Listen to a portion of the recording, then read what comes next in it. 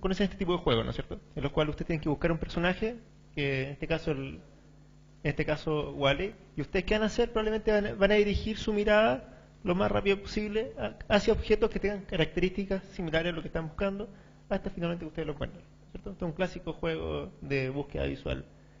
Pero ¿qué pasaría si este personaje tuviese una característica completamente saliente del resto de los distractores? Probablemente esto no sería una búsqueda porque ustedes dirigirían su mirada directamente hacia ese objeto. Esto se ha estudiado muchísimas veces desde hace mucho tiempo en psicología cognitiva, en neurociencia, y esto se conoce con el tópico de visual search, como búsqueda visual. Y desde hace mucho tiempo sabemos que hay principalmente dos grandes tipos de búsquedas visuales. Una en la cual el proceso de búsqueda, como en este caso, es completamente independiente del tiempo de reacción. Es decir, por ejemplo, en este caso tenemos que buscar esta figura lo más rápido posible. Y en ese caso, nuestra búsqueda va a ser muy rápida porque hay una característica bien específica que es muy saliente con respecto al resto de los distractores. Por lo tanto, en este tipo de búsqueda, el tiempo de reacción, o sea, cuánto tiempo nos demoramos en buscar, va a ser completamente independiente de la cantidad de distractores. Eso contrasta con este tipo de situación en la cual nuestro tiempo de búsqueda es completamente dependiente de la cantidad de distractores. Para entender esto hay que manejar dos conceptos que son bien importantes para el resto de la charla. El primer concepto se llama el proceso bottom-up, un proceso que va desde abajo hacia arriba. ¿Y qué me refiero cuando hablo de bottom-up? Es que hay una propagación rápida de la información, esto entre comillas, desde regiones sensoriales del cerebro hacia regiones de alto nivel. Por lo tanto, un proceso rápido controlado por factores exógenos, ¿ya? Es decir, si hay una información, si hay un objeto que es muy saliente en el medio, ya sea visual, auditivo, táctil, de lo que sea, ese objeto, esa señal del medio, va a dirigir nuestra atención por los factores exógenos, ¿ya? Y porque una propagación rápida que va de regiones sensoriales, en este caso estoy simplemente mostrando las regiones visuales, pero lo importante es que cuando yo hable de bottom-up, va a ser un sinónimo casi de que va a ser un control exógeno de la atención, desde cosas externas, ¿ya? Y esto contrasta, por supuesto, con esta noción de top-down, en la cual el proceso ya no es dirigido de manera exógena, sino que de manera endógena. Ya no es dirigido de regiones sensoriales hacia regiones de alto nivel del cerebro, sino que va de regiones de alto nivel hacia regiones sensoriales, ¿no es cierto? Por lo tanto, un proceso dirigido de manera endógena, de región ejecutiva de alto nivel. Por lo tanto, cuando yo hable de procesos top-down, voy a hablar de que existe un control endógeno de la atención.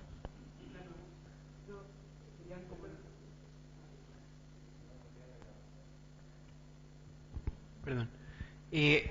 O sea, podríamos decir que el top-down serían como procesos como voluntarios. O como Voluntario, dirigido de manera endógena, voluntaria. No de cosas externas, sino que desde lo que yo quiero hacer. Ya. Pero, ¿qué es lo que entendemos nosotros por atención? Es una pregunta que probablemente no se la han hecho, porque todos tenemos una noción de lo que es la atención. Desde que son chicos ustedes saben lo que es la atención.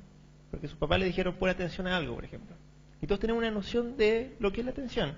Pero describirlo en términos psicológicos, incluso en términos filosóficos, bastante complicado. De hecho, todavía no existe un acuerdo sobre lo que es la atención. Hay varias teorías, varios grupos que se pelean la definición de la atención. Probablemente una de las mejores definiciones, una definición bastante antigua, del final del siglo XIX, hecha por William James. Y lo interesante de James, que fue el primer investigador que no solamente asoció la atención hacia procesos exógenos, hacia cosas externas, sino que también la relacionó con la capacidad de separar líneas de pensamiento internas. O sea, con la capacidad de seleccionar cosas internas, no solamente cosas externas, sino con la capacidad de seleccionar cosas internas. Entonces eso ya fue un cambio bastante grande con la historia de la atención. ¿Y cómo se estudia la atención? Les voy a mostrar varios ejemplos de varios estudios.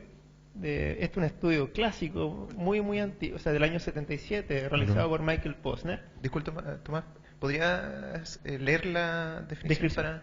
Por supuesto. Para Posner, dice, bueno, parte con que todo el mundo sabe lo que es la atención. Es tomar posesión de la mente de una forma clara y vívida de uno de lo que parecen ser diferentes objetos o líneas de pensamiento que suceden de forma simultánea. Su esencia son la localización y la concentración de la conciencia. Implica dejar de lado algunas cosas para poder tratar de forma efectiva otras. Es una definición bastante elegante y que contrasta y que generó una ruptura frente a la tradición a cómo a cómo pensamos que era el proceso de la atención hasta ese momento. Que vuelvo a repetir, hasta ese momento se relacionaba netamente a cosas exógenas, externas. El primer gran investigador, ya estoy después de la mitad del siglo XX, que estudió realmente en serio la atención fue Michael Posner, lo sigue haciendo hasta el día de hoy. Y a Posner se le ocurrió un experimento muy simple, pero muy elegante. El experimento consiste en lo siguiente: ustedes están viendo una pantalla y tienen dos botones, un botón en cada mano. Entonces aparece una cruz de fijación, usted tiene que mirar siempre la cruz de fijación, o sea, siempre tiene que mirar el centro de la pantalla. Y la consigna es la siguiente: usted tiene que apretar lo más rápido posible el botón de la mano derecha, el botón de la mano izquierda, en correspondencia a la imagen que aparezca en la pantalla. Si aparece un punto en mi campo derecho de la pantalla, usted aprieta en la mano derecha, y si aparece un punto en mi campo izquierdo, usted aprieta la mano izquierda. La consigna es que usted tiene que hacer lo más rápido posible. Pero no solamente fue eso su tarea, por supuesto, sino sería una tarea no muy inteligente, sino que antes de que aparezca el estímulo, él puso una pequeña flecha. Una flecha que es una señal, en el fondo. Lo interesante es que esa señal, el Q, que está ahí, podía ser informativa o no informativa, o válida o no inválida. Entonces la mayoría de los casos era informativa. ¿Qué significa? Que la mayoría de los casos, en este caso la estrella aparecía en el lugar donde anteriormente había apuntado la flecha. Pero en algunos casos, que era en la condición extraña, la estrella aparecía en el lado contrario donde uno se prepara, del lado que uno estaba preparando. Lo que vio Michael Posner es lo siguiente: este es el tiempo de reacción, es decir, cuánto ustedes se demoran en responder hacia esa tarea si ustedes no tienen esa información, si no tienen la información de la flechita que aparece con anterioridad. Pero si ustedes tienen si la flecha indica el lugar correcto donde aparece la estrella, ustedes van a ser mucho más rápido. O sea, vuelvo a repetir, ustedes no mueven los ojos, pero si tienen una información del lugar donde aparecer el objeto, la respuesta de ustedes va a ser mucho más rápida que si no tienen esa información. Y otra cosa interesante es que si la flecha apunta hacia el lado contrario, donde ustedes habían dirigido la atención, ustedes van a ser mucho más lentos que si ustedes no tienen esa información. Entonces él describió este proceso como alerta. Y fue interesante porque realmente descubrió que, fíjense bien, en términos de porcentaje es bastante importante. O sea, si ustedes tienen una noción del lado donde aparecerá algo, por ejemplo, ustedes van a ser mucho más rápidos que si no tienen esa noción. Y eso ustedes lo saben bien y lo ocupan todo el tiempo, cuando están caminando en la calle, cuando están manejando, etc. Después les voy a mostrar varios ejemplos y varios estudios. Hoy día cuando se hizo este experimento no teníamos idea ni de la actividad electroencefalográfica ni de la actividad metabólica asociada a este tipo de procesos. Hoy día tenemos muchísima más información. Y les voy a mostrar este ejemplo. Ustedes conocen, estos son dos jugadores de tenis muy conocidos de los años 80 y de los años 90. Uno es Boris Becker, no sé si lo conocen. Fue un gran jugador de tenis al final de los años 80. Y él es Andrés Agassi. Ellos tienen como 10 años de diferencia de edad. Boris Becker era mayor que Agassi. Los dos muy buenos jugadores, los dos fueron número 1 del mundo. Becker tenía una gran característica, su gran característica era el servicio, tenía un servicio muy rápido. Por lo tanto, su primer campeonato que ganó fue Wimbledon, ¿cierto? Un campeonato que se juega en una cancha que es muy rápida, una cancha de pasto. Y generalmente ganaba sus partidos en cancha rápida gracias a su servicio, porque no había forma de responderlo. Era muy rápido. Hasta que llegó este jugador, Andrés Agassi, que casi siempre respondía al servicio. Entonces, la mayoría de los preparadores físicos en esa época pensaban que tenía que ver simplemente con algo que era muy rápido él para reaccionar. Tenía un tiempo de reacción muy rápido, muy rápido en comparación a la población normal y al resto de los jugadores. Cuando jubiló Andrés Agassi, que uno jubila en el tenis como a los 32 años, yo hubiese jubilado. Bueno, cuando jubiló Andrés Agassi, él en su memoria explicó cuál era su estrategia para jugar con Boris Becker. Y dijo, bueno, es muy fácil. Cada vez que Boris Becker servía, dirigía su lengua hacia el lugar donde iba a servir. Entonces él tenía esa pequeña información, que es igual al experimento de Posner, ¿no es cierto? Una señal. Y él se fijaba, cuando estaba esperando el servicio, lo que estaba haciendo era mirando la boca de Boris Becker, y cuando dirigía su lengua, él ya sabía dónde la pelota muy probablemente iba a ir. Y esa información le permitía tener un tiempo que no tenía el resto de los jugadores, ¿no es cierto? Entonces, esto es un clásico, esto es un ejemplo de un experimento de atención selectiva. Hay otros procesos, después los vamos a discutir.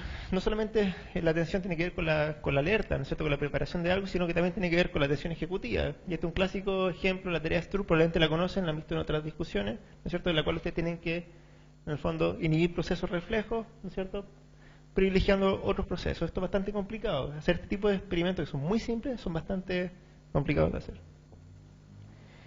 Y hay una patología que se llama simultagnosia. Más que una patología, es un resultado neurológico de dos lesiones de parietales contralaterales. Son pacientes que han tenido, por ejemplo, dos accidentes vasculares o un gran accidente vascular, en lo cual son comprometidos los dos lóbulos parietales. Estos pacientes tienen un grave problema, son prácticamente ciegos, porque estos pacientes tú le muestras por ejemplo, le muestras esta imagen y le preguntas qué están viendo y te dicen, estoy viendo una pipa. ¿Hay algo más? ¿No? Y de repente te dicen, hay una llave. ¿Y hay algo más? No. Y llegan a esta sala, por ejemplo, y tú le preguntas, ¿qué es lo que hay? Hay una silla. ¿Y hay algo más? No. Entonces, el objeto al cual ellos ponen atención es el objeto que ven. El resto de las cosas desaparecen. Eso se llama la simultagnosia. O sea, la incapacidad de ver más de un objeto a la vez. Y una patología bien interesante porque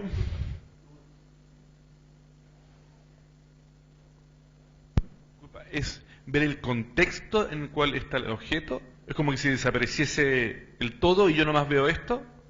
Es bien complicado, por ejemplo, pero en general, por ejemplo, si yo veo la cara de alguien, puede que yo me fije en la nariz y ahí voy a ver la nariz. Pero si me fijo en el contexto, voy a ver la persona. Pero voy a ser incapaz de ver la persona y ver la silla al lado, por ejemplo. Claro. Esto es bien complejo. Y fíjense en esta imagen.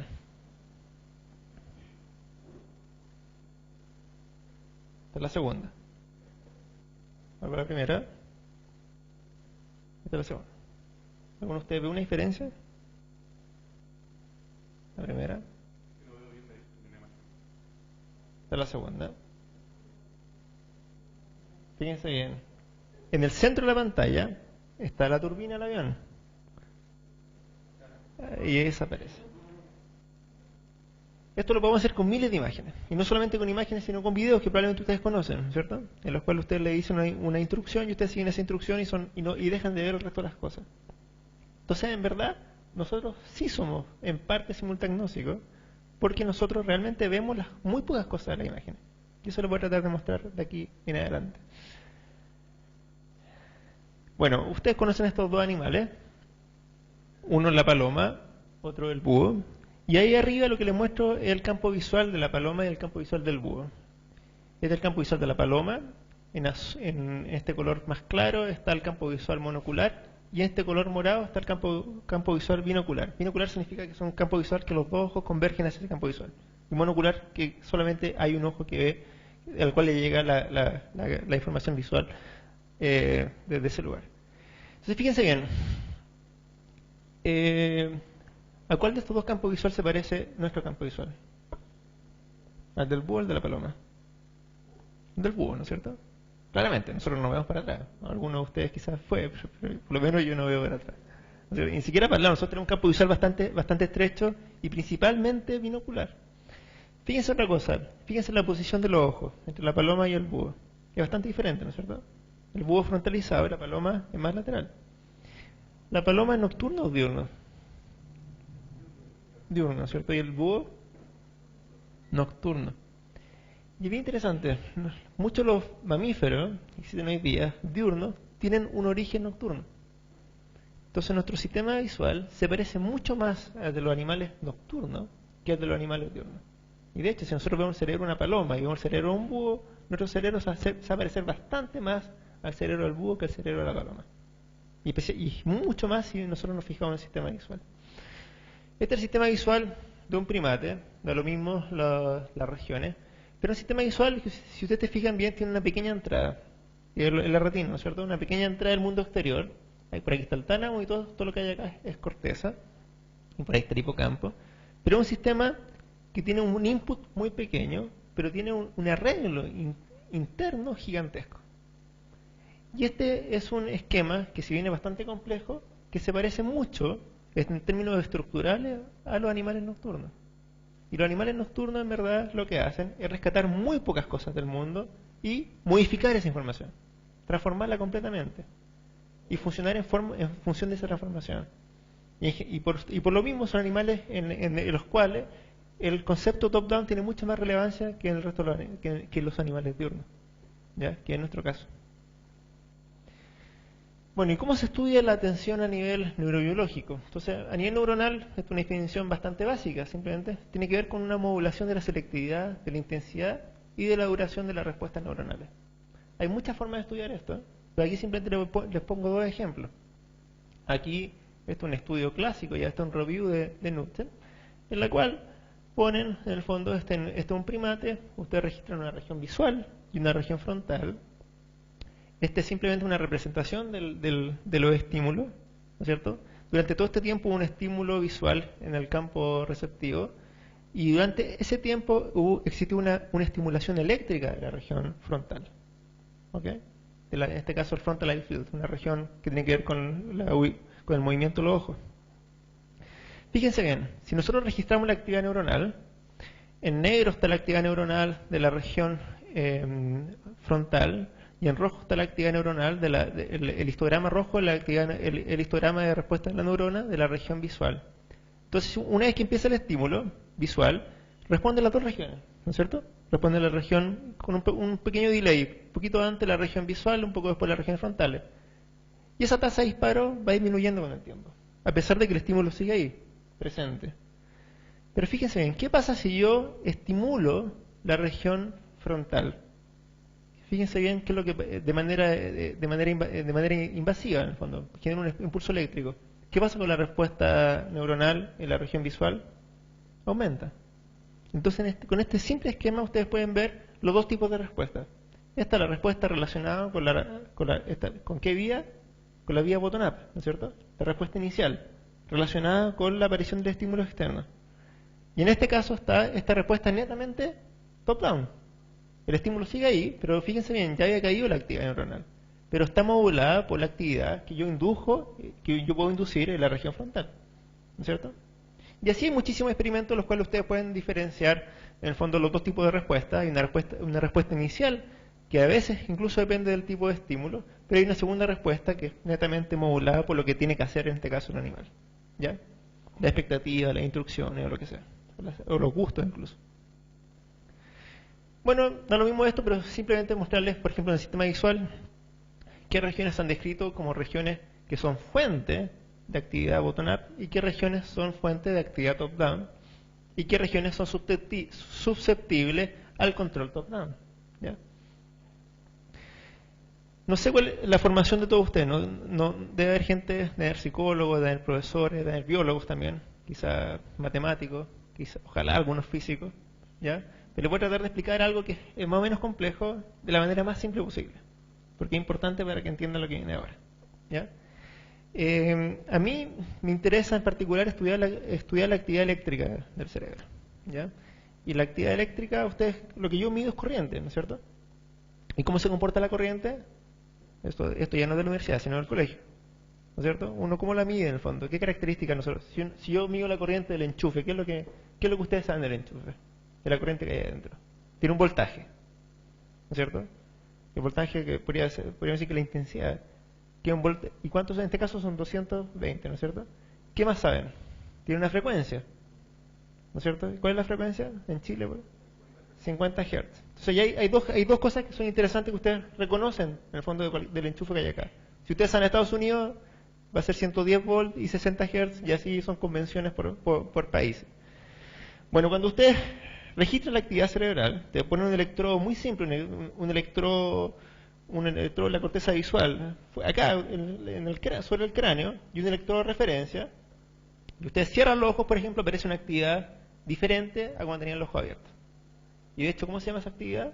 Que fue la primera descrita gracias a Hans Berger, la actividad alfa. De hecho, por eso es el origen, no es que la actividad alfa sea la más chica y después venga la beta, no es así en el fondo. La actividad alfa, que entre 8 y 12 Hz, significa que hay entre 8 y 12 ciclos por segundo, fue la primera actividad descrita, y por eso se llama alfa. Y durante mucho tiempo se llamó la actividad de Berger, ¿no es cierto?, que fue quien la describió. Bueno, Entonces, cuando yo mido la actividad del cerebro, puedo medir dos cosas. Puedo medir las oscilaciones, o sea, puedo medir cómo cambia la actividad eléctrica a lo largo del tiempo, y también puedo medir la actividad relacionada directamente a la aparición de algún estímulo. Esa se llama la actividad evocada. Entonces, generalmente cuando uno ve estudios clásicos de neurociencia de los años 80, los años 90, incluso ahora, lo que uno le muestra en el fondo son ondas relacionadas con la aparición de un estímulo, y generalmente lo que uno ve es la actividad evocada, el potencial evocado que se llama. ¿Y qué es el potencial evocado? Es algo muy simple. Es simplemente si uno... imagínense que esto sea la señal del cerebro, y la señal del cerebro, y esta es la aparición de un estímulo. Entonces yo lo que quiero ver, por ejemplo, cómo cambia la actividad de ustedes, de alguna región del cerebro, relacionada a la aparición de un estímulo. Por ejemplo, una cara. Y les presento la cara muchas veces, cientos de veces. Entonces, cada vez que le presento aquí estoy representando, cada vez que yo le presento una cara, y si ustedes simplemente hacen un promedio de esto, va a quedar una onda que está asociada a la aparición de ese estímulo, y esa onda es el famoso potencial evocado. ¿Ya?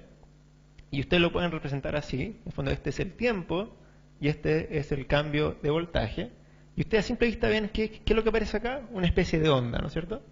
Y ustedes pueden caracterizar esa onda. Entonces, si este es el tiempo, y aquí, por ejemplo, hay una décima de segundo, ustedes dicen, oh, esto es una onda de 40 Hz, asociada a la aparición del estímulo. Ustedes podrían verlo de esa forma. Y esto ustedes lo pueden representar de varias formas, así o en este tipo de cartas que se llaman, que son como las cartas de topográfica de los cerros, en el fondo. Pero a diferencia de los cerros, aquí lo que uno ve es el tiempo, es la frecuencia y ve la intensidad. Entonces, justamente ustedes ven que aquí hay mucha potencia a 40 Hz, más o menos a 100 milisegundos, porque le presento un estímulo. Pero, si se fijan bien, cada vez que presento un estímulo, se genera una respuesta asociada a ese estímulo, pero hay una respuesta que es más tardía, ¿no es cierto? Pero ¿qué pasa si yo promedio esa respuesta a lo largo de muchos eventos? ¿Qué es lo que pasa ahí cuando llego al promedio? Si esa respuesta no está alineada en el tiempo, y no necesariamente se parece mucho en frecuencia tampoco. ¿Qué pasa? Tiende a anularse. Después lo podemos discutir con la onda periférica, que esto tiene algo de eso. ¿Y qué pasa con esa señal? Desaparece y no se ve. Entonces hay un grupo de investigadores que hace algunos años, hace más o menos 20 años, dijeron, ¿por qué en vez de hacer el clásico promedio, rescatamos la información de la frecuencia de cada vez que yo repito este estímulo? Entonces, en vez de hacer el promedio, yo lo que extraigo la actividad oscilatoria y después yo promedio la actividad oscilatoria. Entonces, fíjense bien, si este es el resultado de la actividad evocada, simplemente el promedio, este es el resultado de la actividad inducida, que se llama. Son diferentes las cartas, las ven, ¿no es cierto? Y aquí aparece esa señal que había desaparecido al hacer simplemente el promedio. ¿Por qué esto es relevante? Esto es una tarea, un experimento que se hizo el año 97.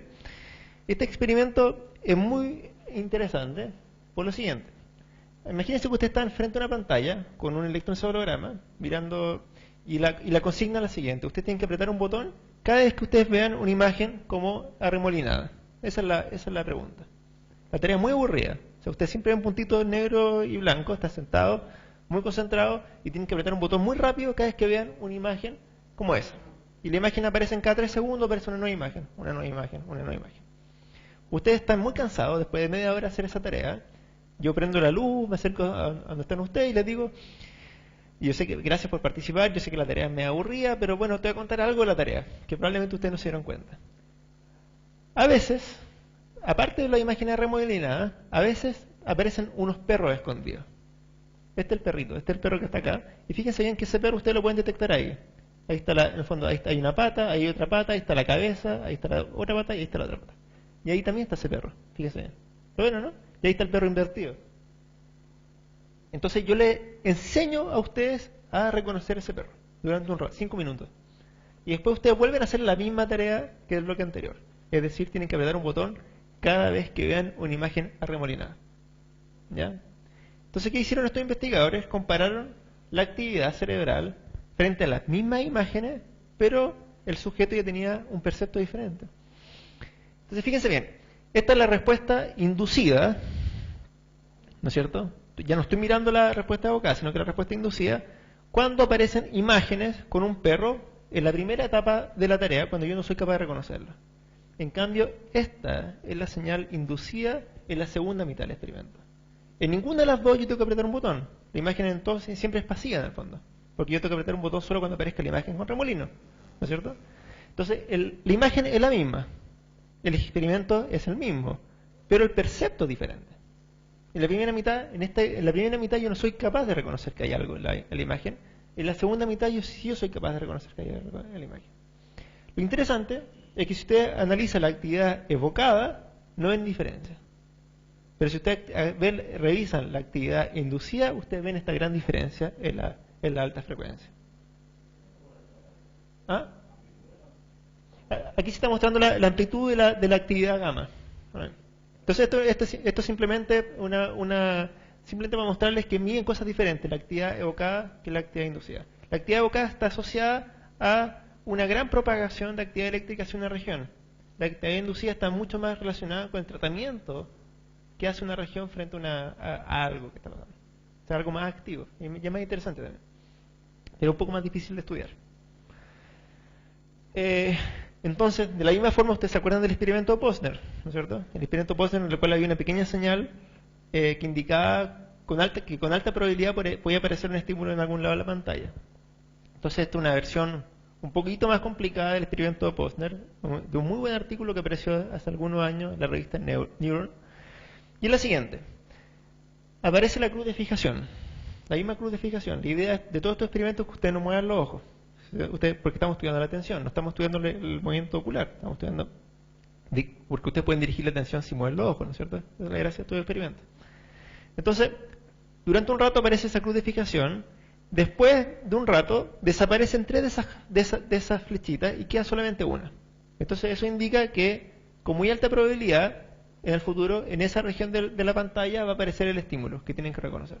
El estímulo que tienen que reconocer es ese. Es un pequeño circulito con rayitas. Lo interesante de este experimento es que este estímulo está con un muy bajo umbral. De hecho, aquí muy alto simplemente para representar. Pero ahí en ese experimento, con cada sujeto diferente, vieron el umbral de perceptibilidad, de percepción. Entonces lo bajaron casi al mínimo. ¿Ok? En el sentido que sea muy difícil de detectar si efectivamente estaba o no estaba. Entonces después se le hace una pregunta al sujeto. Se le pregunta cuál fue la orientación de esta imagen, ¿no es cierto? De la raya, para saber si realmente lo vio. Y después se le pregunta si lo vio o no lo vio. O sea, ¿estaba presente o estaba ausente? Por lo tanto, hay 3 condiciones diferentes. Está la condición atención, en la cual aparece, en el fondo, la señal que indicaba donde podía aparecer el punto era coherente. Está cuando aparece en el lugar que no estaba atendido, ¿no es cierto? Esa es otra condición. Y la otra condición es cuando realmente tú no ves la aparición de ese puntito. Volvemos a las cartas tiempo-frecuencia. Este es el mundo en el cual yo trabajo y sé que es complicado, pero no tienen por qué entender todo. Entonces simplemente aquí estamos viendo cómo responde la actividad cerebral, las oscilaciones, en el fondo, relacionadas con esta tarea. Lo interesante que vieron acá es que la actividad relacionada con ser consciente de si vimos o no vimos el estímulo es diferente a la actividad relacionada con la atención. Entonces en este caso están contrastando cuando percibimos el estímulo o no lo percibimos, y en este caso estamos contrastando si el estímulo apareció en el lugar donde mi atención estaba puesta o no estaba en el lugar donde mi atención estaba puesta.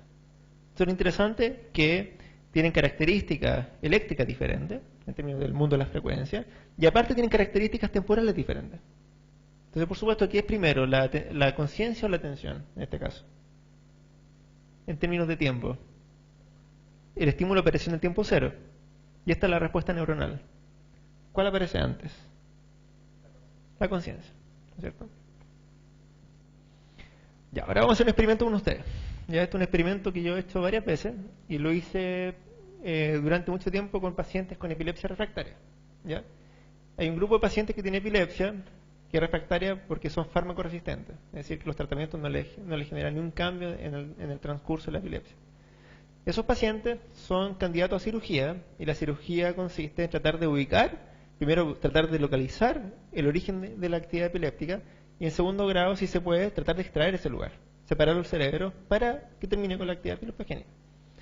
Entonces, durante ese proceso, se meten, antes de hacer la cirugía, en otras partes del mundo y en Chile en muy pocos lugares, se meten electrodos de manera invasiva. Se meten electrodos, varios electrodos profundos, electrodos muy finitos, y cada uno de esos electrodos tiene muchos contactos con los cuales nosotros podemos medir la actividad eléctrica.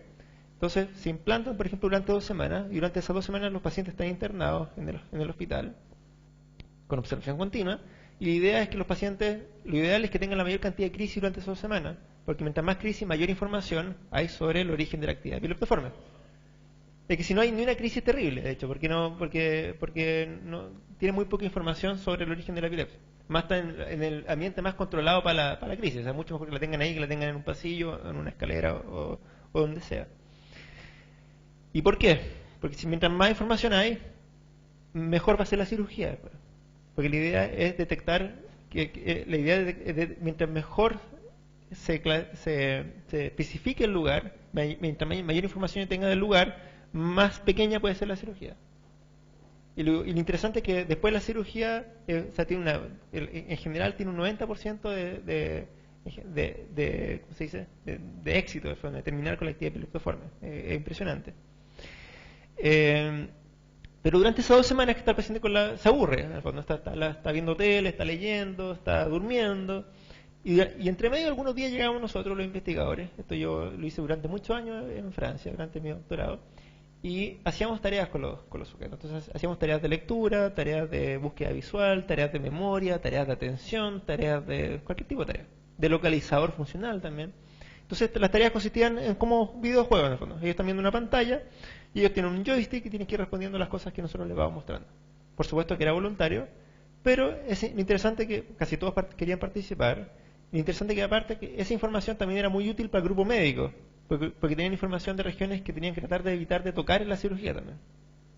¿Okay? O también podían ver qué regiones o qué tipos qué función ejecutiva, por ejemplo, estaban más afectadas en esos pacientes también. Bueno, esta es una de las tareas que hicimos con esos pacientes. La tarea consiste en buscar lo más rápidamente posible una letra T gris, lo más rápidamente. Entonces háganlo ustedes. Tienen que buscar la letra T gris lo más rápido posible.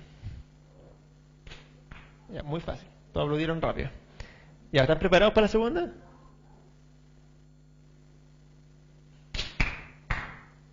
Ya, por supuesto está mucho más difícil, ¿no es cierto? La letra está acá, está acá abajo. Bueno, al igual que ustedes, incluso un poco mejor, este es el histograma de la respuesta de los pacientes, ¿ya? Entonces esta es la respuesta para la búsqueda fácil, en el fondo. Son muy rápidos para responder, con muy poca dispersión, y esta es la respuesta para la búsqueda difícil. Da lo mismo, esto me lo voy a saltar porque no es lo principal que quiero hablar, pero simplemente nosotros caracterizamos.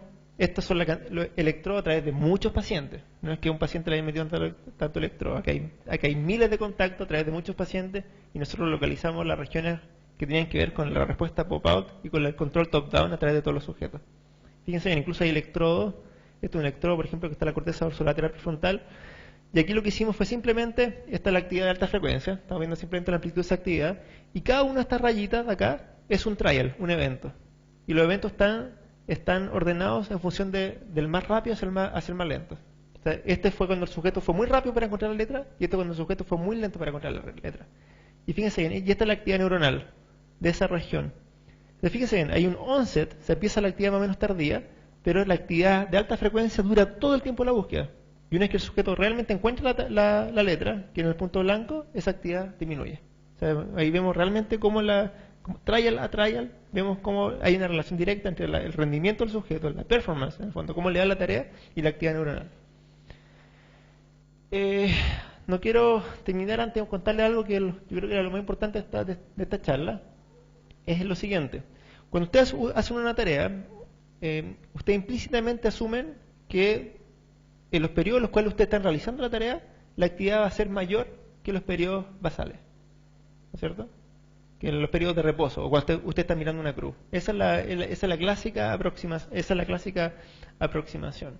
Y de hecho la gran mayoría de las tareas se construyen de esta forma. Esta es una clásica tarea de resonancia magnética funcional. Usted está viendo la actividad metabólica del cerebro.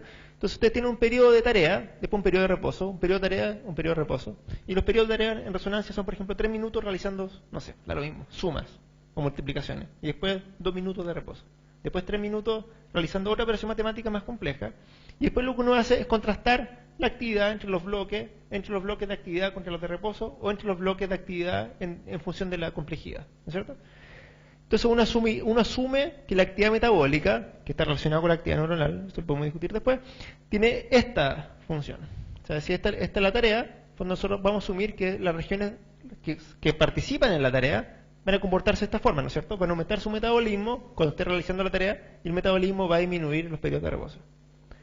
Lo interesante es que no todas las regiones se comportan de esa forma, sino que hay muchas regiones del cerebro que se comportan de esta forma, que tienen una actividad basal muy alta y esa actividad basal disminuye cuando nosotros realizamos la tarea. ¿Ya? Y esto generó una revolución en la neurociencia. Esto se descubrió por casualidad, esto fue el año 97, o sea, algo muy reciente, y un grupo de investigadores hizo un meta-análisis, agarró muchos estudios de ello, y lo que trataban de buscar primero era ver qué regiones en común se activaban cada vez que yo realizaba una tarea atencional. No importa el índole de la tarea, una tarea de lectura, tarea de memoria, de lo que sea. Entonces ese era el objetivo principal. Pero al hacer ese análisis, porque ellos querían ver qué regiones eran relacionadas con la atención, más que relacionadas con la modalidad de la tarea. Pero al hacer ese análisis se dieron cuenta que hay ciertas regiones en las cuales el metabolismo disminuye cuando nosotros realizamos la tarea. ¿Okay? Y no son pocas regiones, son hartas regiones del cerebro, pero principalmente están asociadas a la línea media. Entonces regiones parietales posteriores mediales y muchas regiones prefrontales mediales. Lo interesante es que las regiones que se desactivan cuando nosotros orientamos la atención hacia estímulo externo son las regiones que tienen un consumo metabólico más alto en los periodos de reposo. O sea, cuando ustedes no están haciendo una tarea en específica, ahora, por ejemplo, ustedes paran de escucharme, hay regiones del cerebro que van a estar muy, muy activas. Esas regiones que están activas son las mismas regiones que se desactivan cuando nosotros orientamos la atención hacia estímulos externos. Este artículo que escribió esta relación entre estas dos cosas, y no solamente escribió esto, sino que descubrió que las regiones que tienen estas características están muy conectadas entre sí. Entonces forman una red, ¿ya? Y esa es la famosa red por defecto. Y esto es una cosa que, fíjense bien, esta es la cantidad de papers relacionados con esta red. Fíjense cómo ha aumentado de manera exponencial, casi exponencial, en los últimos años. O sea, el año pasado hubieron más de 1.200 artículos sobre este tema. O sea, es muy difícil de seguir, de hecho. Hay casi 4 artículos nuevos por día sobre este tema. Y esta es la cantidad de citas sobre este tema. Fíjense bien, el año pasado hubieron más de 35.000 citas sobre este tema. En verdad es un área que está en boga por varias razones. Una razón, ya les comenté recién, que está este concepto de conectividad funcional. Son regiones que están relacionadas en términos estadísticos en el tiempo. O sea, la actividad de una región es dependiente de la actividad de la otra región. Está relacionada. Fíjense bien, esta es la actividad esta es la red por defecto.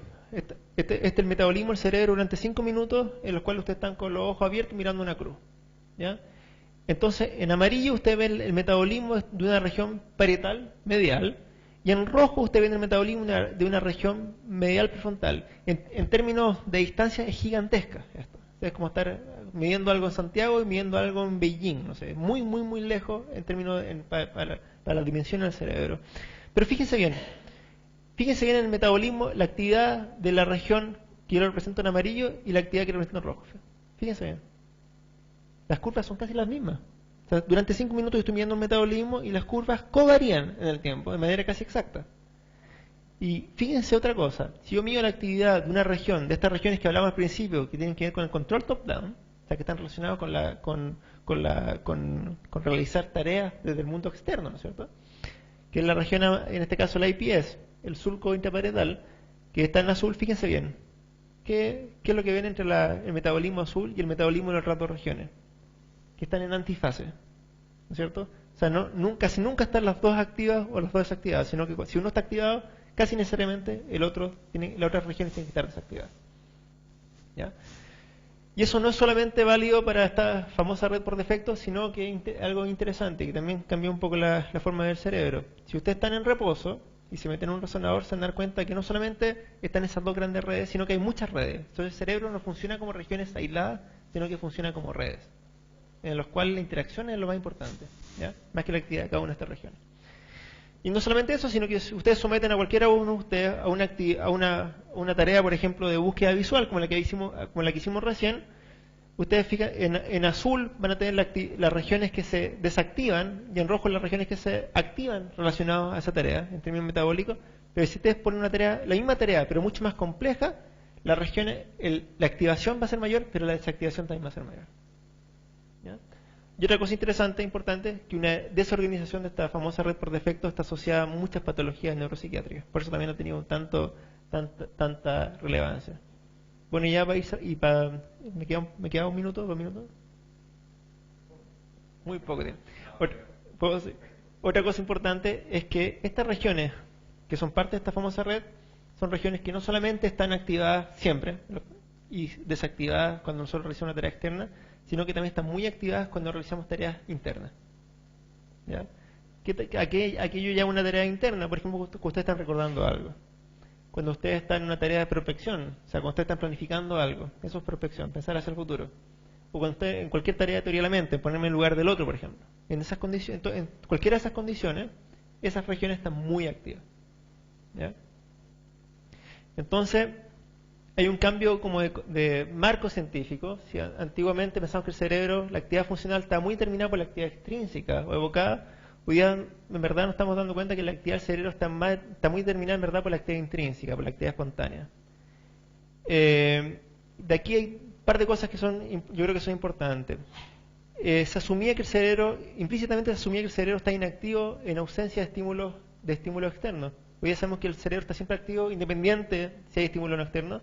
Y otra cosa importante es que los periodos de reposo se asumían como menos activos que los periodos en los cuales estamos haciendo una tarea. Hoy día eso se reconfiguró y sabemos que el periodo de reposo se reconfiguró en un estado psicológico activo. Y hay muchísimas cosas que podemos discutir.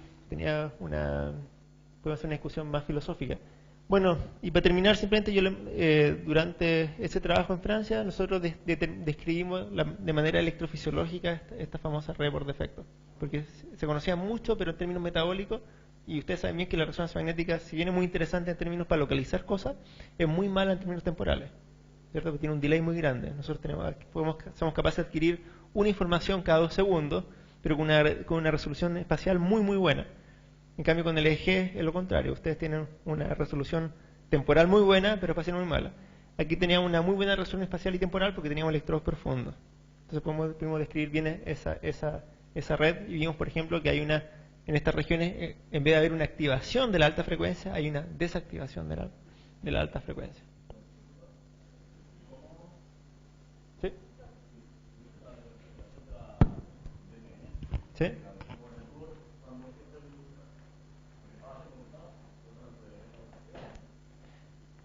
Lo que mostré, sí, justamente se está desactivando. Porque en el fondo lo que fue la misma tarea que ustedes hicieron. Entonces nosotros miramos qué regiones se activan y qué regiones se activan, pero ya no en términos metabólicos, sino que teníamos la posibilidad de ver la actividad electrofisiológica. Entonces nos dimos cuenta que las regiones que muestran hay regiones que se desactivan, y de qué manera se desactivan, hay una disminución de la banda de la alta frecuencia en el fondo. Entonces estaba viendo que disminuía la gama cuando veía la actividad, claro, o tenía el task. Claro. Entonces, las regiones relacionadas con la tensión, finalmente son regiones que se activa la actividad, que en aumento de la actividad gamma, y las regiones por defecto hay una disminución de la actividad de alta frecuencia, que es la actividad gamma. Entonces, como conclusión, es que el cerebro humano nunca está realmente en reposo, sino que está constituido de redes funcionales espontáneas anticorrelacionadas que son responsables de alternar los mecanismos de orientación atencional.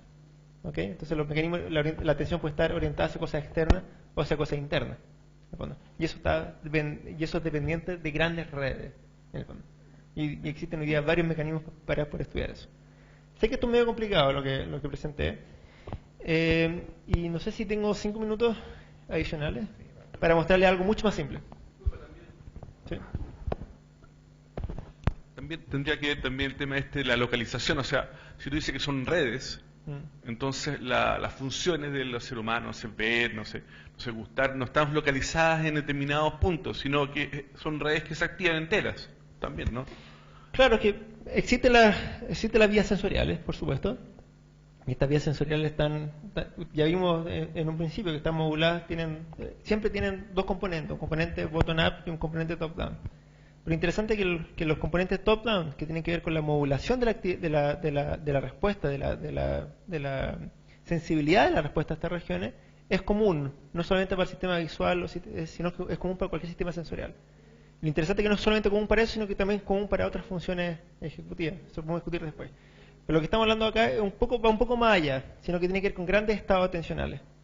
Entonces, lo que les mostré, en el fondo, por ejemplo, cuando ustedes están, y eso tenemos otro estudio que no lo mostré hoy día, usted está leyendo. A veces cuando ustedes leen, escuchan una voz interna, ¿no es cierto? que es la voz de ustedes generalmente. A veces ustedes la pueden variar si ustedes quieren de forma voluntaria, pero generalmente la voz de usted, y esa voz tiene un pequeño retardo con respecto a lo que usted está leyendo. Pero cuando ustedes dejan de prestar atención en lo que están leyendo, ustedes pueden seguir moviendo los ojos y pasar páginas y no acordarse de nada de lo que leyeron durante un buen rato. Durante ese espacio ustedes no escuchan la voz interna. Y tenemos un estudio en el cual mostramos realmente la actividad, tenemos electrodos en la corteza auditiva y mostramos realmente qué pasa cuando ustedes pierden la atención y se acaba la actividad auditiva. Cuando ustedes leen, tiene una actividad auditiva y esa actividad auditiva es inducida de manera top-down. Tiene la actividad visual, se activa en regiones frontales y esa actividad regiones frontales modula la actividad auditiva. Es bien interesante. Nosotros mostramos así en términos segundo a segundo qué es lo que va pasando. Entonces, el control top-down en el fondo tiene que ver con eso, con el control de la atención en general. Pero lo interesante es que los momentos de distracción, cuando dejamos de leer, cuando dejamos de atender lo que estamos leyendo, por ejemplo, cuando estamos haciendo una tarea o cuando estamos escuchando una clase y nos vamos hacia hay otras regiones del cerebro, otras redes del cerebro, son las que están muy, muy activadas. Y en ese caso es la red por defecto. La red basal, claro, la famosa red por defecto. Entonces hay un estudio, por ejemplo, muy bonito que apareció hace algunos años, de una tarea muy aburrida, habían sonidos y a veces habían sonidos que eran un poquito disonantes, un poquito diferentes y tenían que detectar esos sonidos. Entonces lo que mostraban es que los sujetos cuando dejan de detectar los sonidos, porque están aburridos, están pensando en otra cosa, no pueden seguir la tarea, en ese momento las regiones de esta red están muy activadas. En cambio, cuando les va bien de la tarea y responden rápidamente a la aparición de sonido, esas regiones están inhibidas, ¿verdad? Y eso significa que el sujeto está realmente respondiendo hacia la tarea. Entonces es como un marcador finalmente de la actividad atencional. Una pregunta. En el sueño, suponte, ¿a qué más se parece? ¿A la basal o...? Depende del estado del sueño. Ya, o sea, también hay de las dos. Es que sí, hay de las dos. Está el sueño de onda lenta y el sueño de onda rápida. El sueño de onda lenta y el sueño REM mejor, que es el sueño paradójico, ¿cierto? El sueño paradójico es paradójico, ¿por qué? Porque ustedes tienen una atonía, en el fondo ustedes no se mueven, al menos que tengan problemas y se van caminando mientras están durmiendo, pero que ustedes no se mueven y tienen una actividad cerebral muy parecida a la vigilia, por eso se llama sueño paradójico. En cambio, el sueño de onda lenta es muy diferente. Y es interesante que en el sueño paradójico ustedes pasan por estados en los cuales existe la dinámica de estas grandes redes muy similar a los estados de vigilia, pero sin el componente sensorial, porque usted no tiene el input externo, ¿no es cierto? Sino que tiene solamente un input interno. Es bien entretenido. Les quiero mostrar un experimento que estoy haciendo ahora, porque esto es lo que hice hasta hace algunos años. Lo sigo haciendo en colaboración, pero hace un tiempo volví a Chile y estoy trabajando acá no con electrodo invasivo, sino con EEG de superficie, con niños con déficit atencional. ¿Ya? Entonces hicimos un experimento muy complicado. Este es el experimento. El experimento consiste en memorizar la posición de unos puntos en el tiempo. Es una tarea de memoria visoespacial, se llama. Memoria de trabajo visoespacial. Por ejemplo, entonces en esta condición aparece una grilla en la pantalla con puntos. Esos puntos desaparecen. Usted tiene que memorizar esos puntos. ¿Ya? Después aparece otra grilla con otros dos puntos. Usted tiene que memorizar esos dos puntos y recordar también los dos que habían pasado. Y luego desaparece. Y luego aparecen otros dos puntos. Usted tiene que lo mismo. Tiene que memorizar estos dos más los dos anteriores más los dos anteriores. O sea, en esta condición difícil hay que memorizar 6 puntos. Luego aparece un distractor. El distractor puede estar relacionado con la tarea, que son puntos de otro color. Puede ser un distractor neutral, cuchara, silla, mesa, plato, lo que sea. O puede ser emocional. En este caso, como son niños, traje con animales, que hay un montón de estudios que muestran que las figuras de animales, las caras de los animales, tienen un estímulo con alto contenido emocional. O a veces no hay ni un distractor. Y al final aparece un puntito. Entonces la pregunta es si vieron o no vieron ese punto, si ese punto estaba o no estaba en la grilla anterior. En este caso, ¿estaba o no estaba? Sí, ¿no es cierto? Apareció ahí. Entonces hay dos condiciones, una condición difícil y una condición fácil. La condición difícil tiene que memorizar 6 puntos y la fácil son solo 3. Aparece 1, 1 y 1. Y esto lo hice con muchos niños, con 50 niños, 25 controles y 25 niños con ADHD. Y los niños con ADHD hicieron la tarea con y sin medicamento. O sea, un día vinieron al laboratorio y ese día no tomaron el medicamento. Y otro día vinieron al laboratorio y ese día sí tomaron el medicamento que toman habitualmente, antes de realizar la tarea.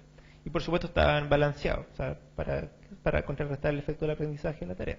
O sea, la mitad de los niños hicieron la tarea primero sin medicamento y la otra mitad hizo la tarea primero con medicamento. Y hay una cosa que es bien interesante, que ustedes saben que el diámetro pupilar está muy relacionado con la actividad de un neurotransmisor que es la noradrenalina. ¿Ya? No sé si lo sabían.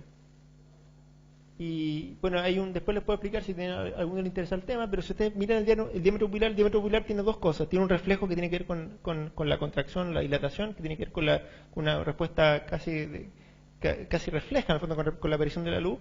Pero aparte se modula por la atención que nosotros le pongamos hacia los distintos estímulos. Por ejemplo, este es un estudio muy antiguo del año 79, están viendo el diámetro pupilar. Entonces presentan una multiplicación. Aquí aparece multiplicando el primer número, este es el diámetro pupilar, fíjese, aumenta. Y aquí aparece el segundo número de la multiplicación. Si la multiplicación es fácil, fíjense bien, este es el diámetro pupilar, rápidamente baja al estado basal. Si la multiplicación tiene un contenido medio, fíjense bien, se mantiene durante el tiempo. Y si la multiplicación es difícil, fíjense bien qué pasa con el diámetro pupilar. Se mantiene, en el fondo, con una gran dilatación durante mucho tiempo. Y este otro estudio muy reciente, fíjense bien. Entonces esta es la primera contracción que está relacionada con la aparición de la luz, en este caso. En este caso no cambió el contraste de la pantalla, en este caso sí, porque cambió drásticamente el contraste. Entonces esta es la contracción del diámetro pupilar relacionada con la aparición de la imagen. Pero fíjense bien que el diámetro pupilar es muy dependiente del tipo de contenido de la imagen. ¿Ya? Si la imagen es neutral, casi no responde. Esta es la actividad basal. Si es violento, fíjense bien. Y si es de contenido sexual, miren lo que pasa con el diámetro pupilar. Hay una gran dilatación. ¿Ya? Si la misma imagen la presentamos de manera scrambled, en el fondo que somos capaces de reconocer lo que hay dentro, no está la respuesta. Solamente hay una contracción relacionada con la luz. Entonces no está esta respuesta asociada con la tensión. Y esto es un estudio precioso que apareció hace algunos años de Aston Jones que muestra, ustedes saben que la noradrenalina se genera, o sea, existe una sola fuente de noradrenalina del sistema nervioso central, ¿no es cierto? El sistema ascendente, que es el locus ceruleus, que es una región, ¿no es cierto?, prosencefálica, una pequeña región, que es donde se inerva toda la vía noradrenérgica. Y fíjense, si usted mide la actividad en mono de este locus ceruleus, esta es la neurona, y este es el diámetro pupilar. Fíjense bien la relación directa que hay entre la actividad del locus ceruleus, que vuelvo a repetir, el único centro, el único núcleo donde se origina, no sé, la noradrenalina de este sistema. Hay una relación directa entre la dilatación, o sea, mientras mayor es la actividad del locus ceruleus, mayor hay una dilatación, y mientras menor hay una inhibición. Y lo interesante es que la noradrenalina justamente está relacionada con la alerta, ¿ya? En la atención. Tal como la dopamina está relacionada con el control ejecutivo, y la dopamina es la que más se medica en los niños, ¿no es cierto? Y la acetilcolina está relacionada con la orientación, la noradrenalina está relacionada con la alerta. Entonces este es el modelo que existe hoy día, que mientras mayor es la actividad del locus ceruleus, nosotros estamos en un estado de exploración. Cualquier estímulo es relevante. Entonces hay una gran alerta. Usted llega a un lugar nuevo, por ejemplo, usted está en estado de exploración. Todos los estímulos son relevantes. En cambio, si la actividad del locus ceruleus es muy baja, ni un estímulo relevante. Usted está en un estado de inatención. Entonces, para que a usted les vaya bien en una tarea, está el performance, ¿qué tan bien les va la tarea? Usted tiene que tener un tono normal, no tan alto ni no tan bajo, para poder responder de manera eficiente, transiente, a los estímulos que son relevantes. Entonces, usted le va a ir mal en la tarea si está muy activo, son distractibles por cualquier estímulo, o le va a ir mal si está muy inactivo, en el fondo. Ni un estímulo genera una buena respuesta. ¿Ok? Entonces, nosotros hicimos esta tarea de los niños con déficit. Este es el comportamiento, lo podemos discutir después, pero fíjense bien, este es el diámetro pupilar. Entonces, esto es un bloque, este es un niño control y este es un niño ADHD. Entonces, durante un bloque son 5 minutos, hacen esta tarea durante 5 minutos, 20 trials seguidos. Muy difícil la tarea. Entonces, fíjense bien un niño control, este es el diámetro pupilar. Entonces, hay una respuesta tónica, o sea, fásica, que la podemos discutir después, pero fíjense bien, ¿qué pasa con el diámetro pupilar a medida que él va haciendo la tarea? Va disminuyendo. Entonces el niño va pasando, si volvemos a este esquema, el niño va pasando de un estado de exploración a un estado de explotación. O sea, partió con un tono, con actividad del locus ceruleus muy alta, y fue bajando y le fue yendo mejor la tarea. De hecho, después les voy a mostrar el rendimiento, cómo va mejorando el rendimiento a medida que va disminuyendo el diámetro pupilar. ¿Y qué pasa con el niño con déficit? ¿Existe ese cambio en cada uno de los bloques? No se ve. Y fíjense también en los valores. O sea, los valores son relativos, pero fíjense que son mucho más altos los niños con déficit que con los niños controles. Y interesante, un niño con medicamentos, el mismo niño sin y con medicamentos. Fíjense cómo cambia el diámetro pupilar, el control del diámetro pupilar. Y bueno, después hicimos la respuesta fásica, que también es otra cosa, pero lo podemos discutir después. Pero entonces estamos tratando de buscar un marcador biológico para detección y diagnóstico del déficit, porque un gran problema del déficit, ustedes lo saben bien, es el sobrediagnóstico, porque no existe ni un marcador externo que te pueda decir si alguien tiene o no tiene déficit atencional.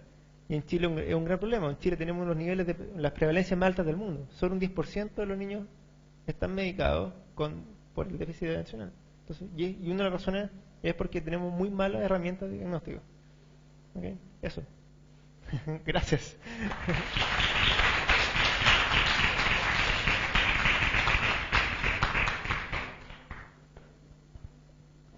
Quedan unos minutitos para preguntas, así que aprovechemos. Hay uno por allá.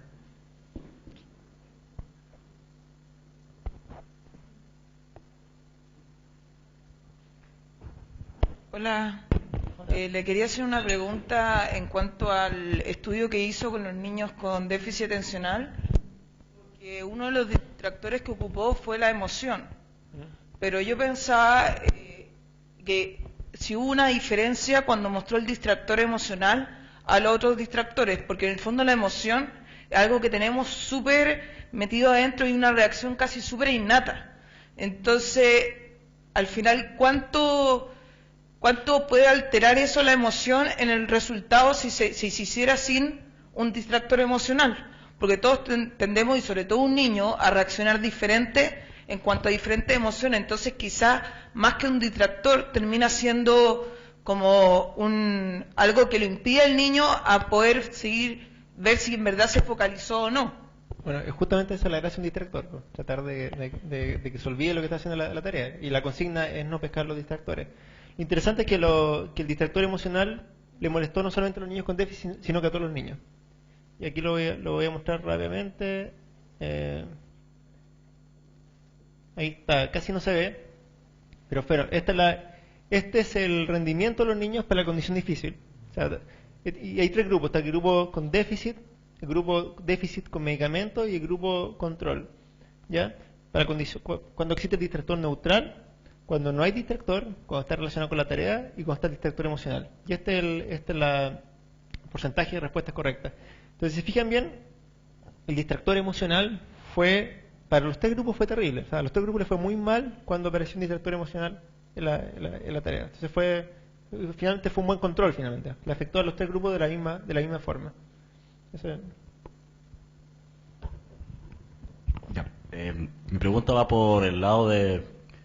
Estás trabajando con niños con ADHD y a ellos les dan el metilfenidato, y el metilfenidato es una molécula muy parecida también a la noradrenalina. Entonces, si es que estás haciendo el experimento un día después de que no lo están ocupando, probablemente puede ser un efecto de que están tomando la droga y no la están recibiendo en ese momento. O sea, el metilfenidato tiene una vida media de 12 horas, no muy alta en el fondo. No, claro, pero me refiero a la cosa biológica de que el sistema no llega al nivel de normalidad en un día. No hace la tarea 2 días seguidos, la hace la tarea con 3 meses de diferencia. O sea, la primera vez que hace la tarea, llegan un día al laboratorio y ese día les tocó ser sin medicamento, por ejemplo, se le avisa a la familia y ese día no toma el medicamento. Y por ejemplo 3 meses después viene el niño y toma el medicamento 3 horas antes, que es justo el momento, y sabemos que va a haber el pic del... Fíjense, recuerden bien que lo que hace el metilfenidato es ¿qué es lo que hace? ¿Alguien sabe? ¿Qué hace el Ritalin? Es un inhibidor de la recaptura, no se parece a la molécula. Inhibe la recaptura y lo que pasa es que aumenta los niveles finalmente de dopamina circulante. Interesante que el metilfenidato no es muy específico, porque si bien lo dijiste tú, la dopamina y la noradrenalina son moléculas que se parecen mucho. Son las dos catecolaminas, están en la misma cascada bioquímica en el fondo. Claro. Son muy similares. Pero aún así es más o menos selectivo a la dopamina. Entonces, en verdad lo que tenemos es un niño que lleva mucho tiempo tomando metilfenidato. Son niños que nosotros trabajamos con el hospital Carlos Maquena, son niños que tienen un largo tratamiento y están muy bien diagnosticados. O sea, no son niños que han pasado por todos los test habido por haber para estar seguros que tienen realmente déficit. Y realmente el día que no toman el medicamento es un día que les cuesta mucho hacer la tarea, ¿verdad? Están en general están muy inquietos. Claro. Es que también pensaba de que normalmente a los niños les dejan de dar el medicamento en verano. les dan un periodo de 3 meses o un periodo mucho más largo en el cual podrían tener como una cierta recuperación de no Claro. sé. Claro, no, aquí trabajamos en época escolar y los experimentos siempre tienen entre los dos hay harto tiempo en el fondo, para que el sistema en teoría esté funcionando como normal, ¿no?